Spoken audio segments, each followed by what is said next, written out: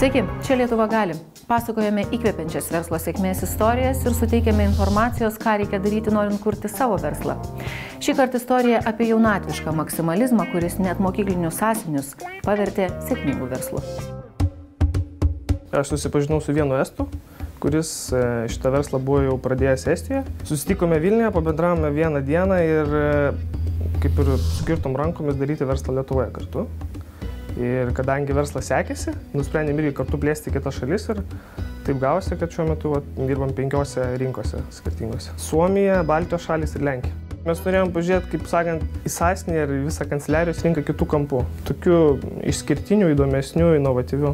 Vienas iš esminių dalykų yra, kad tai yra produktas jaunimui, o mes patys pradėjome jauni ir žinom, ko jaunimui reikia. Pavyko gana greitai, galbūt kai pradėjome maždaug po mėnesio po įkūrimo, pavyko pirmosius klientus pritraukti. Tačiau lengva irgi nebuvo, nes supratau, kad kai esi jaunas, iš tikrųjų turi daryti viską dvigubai geriau, kad tavim patikėtų. Pradžiai buvo be abejo sunkiausia, nes neturėjau patirties. Lengviau pasidarė galbūt po pirmųjų metų, bet turbūt versle yra rizikingiausias dalykas, tai yra atsipalaiduoti ir galvoti, kad jau tikrai nemažai pasiekia ir esi labai gabus. Tada didelė tikimybė, kad pradėsi važiuoti žemyn. Privalumas buvo mūsų toks, kad pradėjome jauni ir neturėjom paskolų už būstą milijoninių ir didelių kaštų. Todėl turėjome galimybę, kaip sakant, ilgą laiką investuoti į verslą savo laiką ir neimti iš jo per daug. Visi dažnai sako, kad reikia labai tikėti idėją. Aš sutinku, kad jie reikia tikėti, bet aš manau, visų pirma, reikia patikėti savimi ir po to tik tai rasti tą idėją, kurią tu patikėtum. Kitas dalykas – iniciatyvumas. Tai jeigu esi iniciatyvus, tai visada atrasi idėjų, žmonių ir pinigų tom idėjom įgyvendinti. Pati rinkodara vėl. Be abejo, ir žinių reikia, bet visų pirma ateina, tai viskas priklauso nuo žmonių, jeigu tai yra, tu ugdai save kaip savo tos įgūdžius, savo asmenybę, tobulėjai, tai surandi tinkamas žinias ir tinkamus žmonės, kurie tau padeda įgyvendinti tavo idėjas. Nes tų žinių yra daug, tų vadovėlių daug surašyta ir teorijų yra labai daug. Dabar svarbu yra šitame turbūt informacijos amžiuje atsirinkti, kaip tinkamai atsirinkti tas žinias. Ką bendrovėje veikia rinkodara? Aiškina specialistas. Rinkodara yra tokia disciplina, kur yra skirta tam, kad padaryti produktą arba paslaugą arba organizaciją patrauklesnį.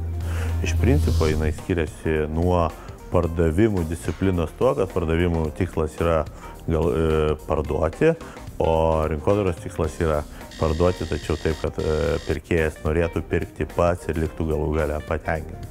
Nes manau, kad nei viena įmonė negali būti sėkminga, jeigu ji negalvoja, kaip padaryti produktą paslaugą patrauklesnę, kaip ją pateikti vartotojui ir panašiai. Pragalvoti kažkokią veiksmų seką būtų gerai.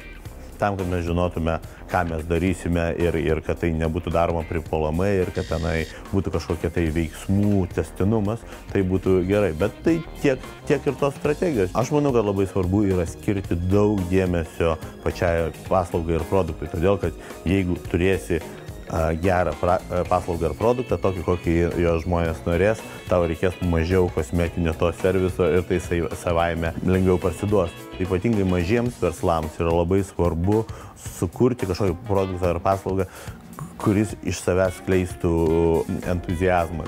Visas tasai užtaisas yra jau pačioje kompanijos ideologijoje. Jeigu kompanija prasideda nuo tokio taško, kad man reikia užsidirbti pinigų ir tiek, tai yra labai, sakyčiau, prastas būdas tai pradėti, nes tada iš tikrųjų reikės labai daug investicijų ir lėšų, kad būtų galima bendrauti su išorinė auditorija, skirtingai nuo tų kompanijų, kurios turi tą ideologinį užtaisą. Viskas turi būti pakankamai ryšku ir įdomu, nes nėra kitos prasmės žmonėms atkreipti dėmesį į jūsų kažkokius tai veiksmus.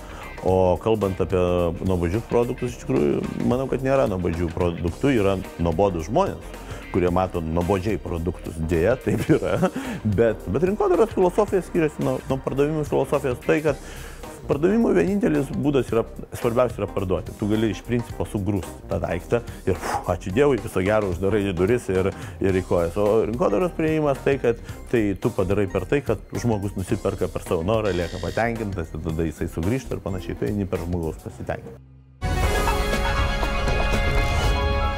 Po savaitės apie dar vieną sėkmingą lietuvišką verslą bei įmonės lėšų valdymą. Iki.